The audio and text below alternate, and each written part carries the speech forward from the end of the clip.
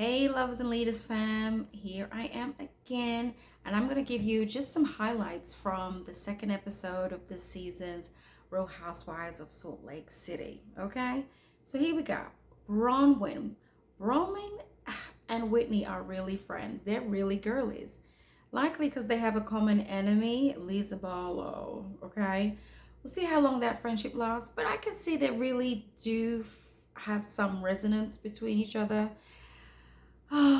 Allegedly, you've got Brawnwyn talking to Whitney during this mini ski trip about Lisa's alleged lawsuits. And I say alleged even though they showed some, screenshots of the lawsuits of Lisa Barlow's businesses.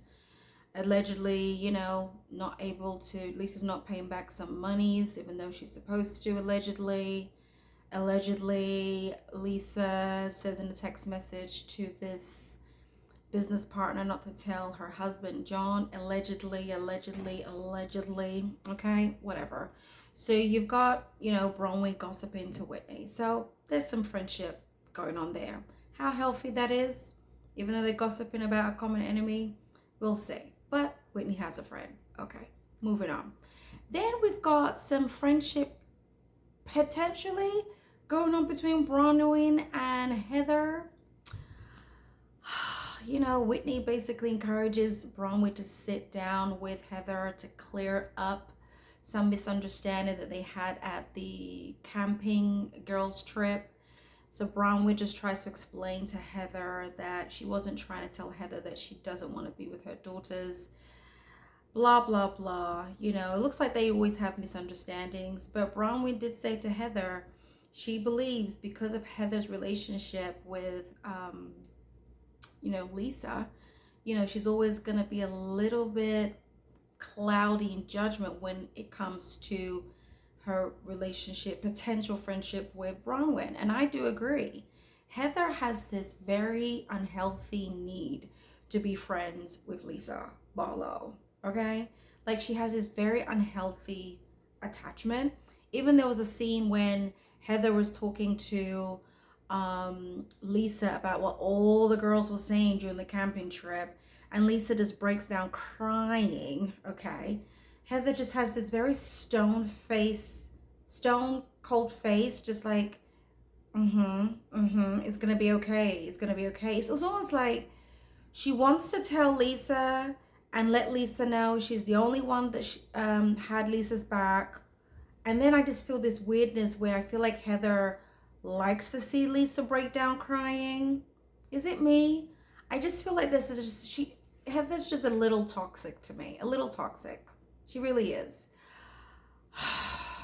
Anyway, at the end of the lunch between Heather and Brawnwyn, they do a clinkly clink clink of moving on to try have a friendship. Do I think a friendship can blossom? We will see. As long as Heather has this strong desire to prove her loyalty to Lisa all the time, I agree with Brawnwyn. Like this Heather trying to be friends with Brawnwyn is going to be short-lived. Okay. Moving on, we see Mary, okay, and her son. Her son comes in the bedroom, and he's so sweet to me. Mary's son is so sweet to me. He opens up about some of his, continuous struggles with drugs, and just having he talks about having to change. He knows how he has to think differently, and it's scary for him. And you could tell how uncomfortable Mary is in the conversation. Her fists are clenched together. She's tense about it. I mean, this is her baby, this is her son, but she does try to encourage him, to change, to move forward, to separate from those friends he had that allegedly encouraged him to have that lifestyle with drugs, allegedly, right? So she tries to encourage him. She talks about how she was such a helicopter mom, always rescuing him, basically, and she realized it's not helping the son. And because she perceives that the son doesn't believe in himself to make the right choices. So I do appreciate the fact that Mary has come to a conclusion that she needs to kind of pull back a little bit to give that confidence to her son, to make his grown man decisions and, experience the benefits and the consequences of them, so he can grow, so he can be confident, and he can problem solve, right? So it's really sad that he's going through that. But however, what we know of Mary's family background from earliest seasons of Salt Lake City and things we've heard on the social media streets with, how she allegedly married her grandma's, even though the grandma's passed away, the grandma's widow, Mary allegedly marries, I'm saying allegedly, even though we know, but she married the her grandma's husband, and that husband is not direct blood grandpa to Mary, by the way. But anyway, Mary marries the widow of her grandma and has a son, the son that Mary has. And I say all this to say that I'm not surprised, in my opinion, why the son is having these mental health issues, because of just the very unstable environment he likely was exposed to, and certain things that, people, previous attendees of Mary's church have said, some of Mary's distant family members have said, on the YouTube streets in very early seasons of Salt Lake City, right? Mary left Salt Lake City for a while, right? And then she's come back again. She came back steadily, and then she's come back again because of all that rumors out there, right? But I'm saying all to say that there's a reason why her son is experiencing this. It's likely because of the very unstable, toxic, unconventional family dynamics he got to witness and grew up in. It for sure will affect your psyche, right? So I'm wishing the best, I'm praying for the best for speedy recovery for the son. He deserves it, and he's so sweet. He's just so sweet. All right, the last thing I'm going to say, honestly, about Salt Lake City in this episode 2.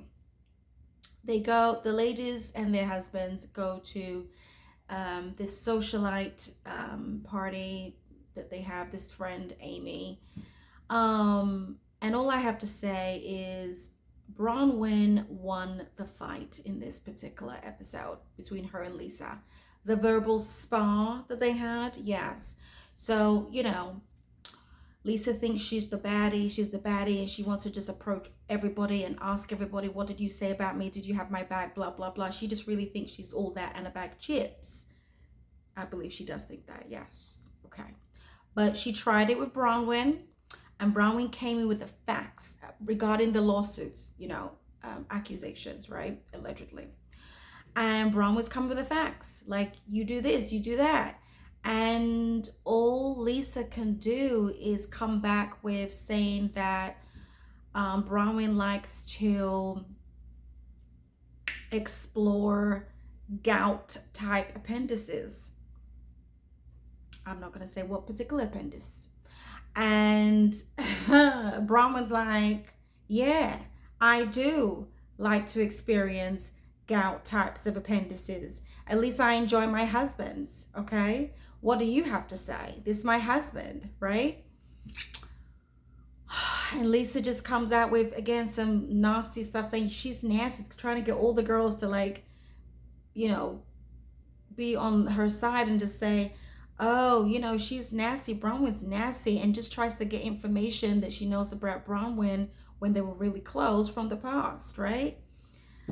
Yeah, and I like the way that Brawnwyn was just very level-headed, very cool, and very calm and collect, didn't get fazed, responded with clear words, okay, while Lisa is spiraling. I do like Lisa here and there, but I just don't like sometimes she always thinks like she's the girl, she's the head chief of the group and all this stuff, right? She was just spinning. Lisa was just spinning. And you could see the girls were just like really shocked. You see Whitney just like, You see, you know, the other girls, Angie was just like, In other words, the facial expression was giving me Brawnwyn is won this round. Lisa Brawnwyn won this round, okay? She won it. She kept her cool and she gave facts, and you were given emotions, all right? And it is kind of sad, though, that these two are not close anymore, because I believe Lisa brought Brawnwyn on the show. She brought Brawnwyn on the show. So I could see how Lisa, you know, I could put myself in her shoes thinking like, how could somebody I brought on the show as a friend turn against me? What do you guys think about that? These housewives that bring their friends on the show and they become full housewives and then turn. I also think it's probably likely to do with the fact that Brawnwyn doesn't like to be controlled by Lisa. I think that's probably partly to do with it. But yeah, I can see how Lisa probably still has some resentment and bitterness that's just kind of going from last 2 seasons to this season. But anyway, I have to say Brawnwyn won, and that's all I have to say about that. Their fashions, who looked really good in this party? Ugh. I think Whitney looked good in her black ensemble. Her black dress, she looked really good. I would just say Whitney. What do you guys think? Who was the best dressed at the party? Okay, Amy's socialite party. Let me know in the comment section. Okay, until next time, do me a favor before you head out, give a girl a thumbs up, and I will see you in the next video. Bye.